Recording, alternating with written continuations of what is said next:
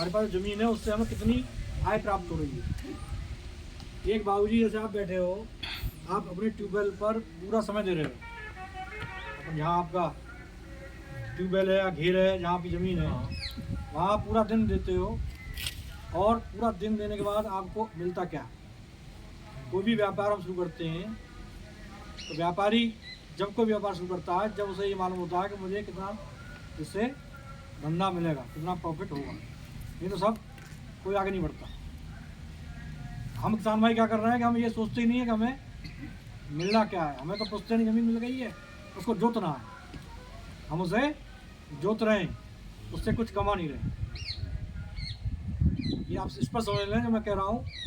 आपसे मुझे उम्र में कम अनुभव है, लेकिन वैसे बहुत अनुभव है कि हम क्या कर रहे हैं, अपनी पुश्तैनी ज़मीन को जोत रहे हैं, इसलिए कि हमारे पुश्तैनी लोग छोड़ गए, उससे हमें अपना काम चलाना है, अपना परिवार पालना है। लेकिन कभी किसी ने सोचा कि आपका बच्चा जो किसी का नाती है, पोती है, किसी का बेटा है, वो पढ़ेंगे कैसे? आगे जो बढ़ने के लिए पैसा चाहिए, उसके लिए तो पैसा चाहिए। आज एक बीटेक करने के लिए 10 से 15 लाख रुपए चाहिए एक बच्चे को। कितना? इंजीनियर बनने के लिए 10 से 15 लाख रुपए एक साल, 4 साल में लगते हैं।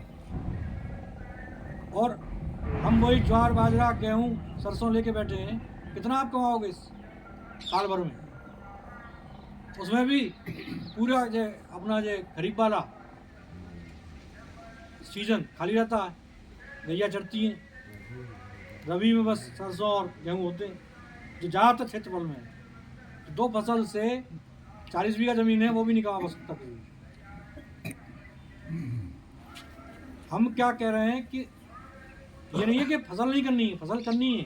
हमारे वैज्ञानिक तोमर साहब बता रहे हैं आपको, उस तरीके से करनी है, लेकिन उसके साथ थोड़ा और चीज़ भी करनी है, क्योंकि हमें आय बढ़ानी है।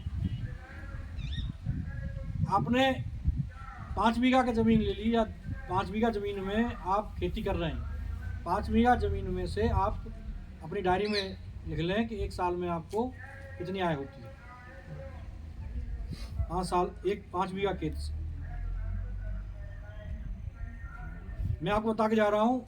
5 बीघा खेत में हम एक बगीचा लगा दें, चाहे अमरूद का चाहे नींबू का, 2 बता रहा हूँ मैं, अमरूद और नींबू का, और उसको 6-6, इधर देखें आप, सुन लें मेरी बात, बाद में अपन बंदर तो हो जाएगा यहाँ।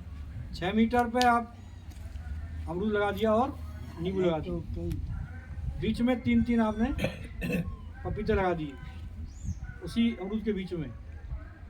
4 साल तक आपने बेड बना के, मतलब बेड को बोलते हैं यहाँ पे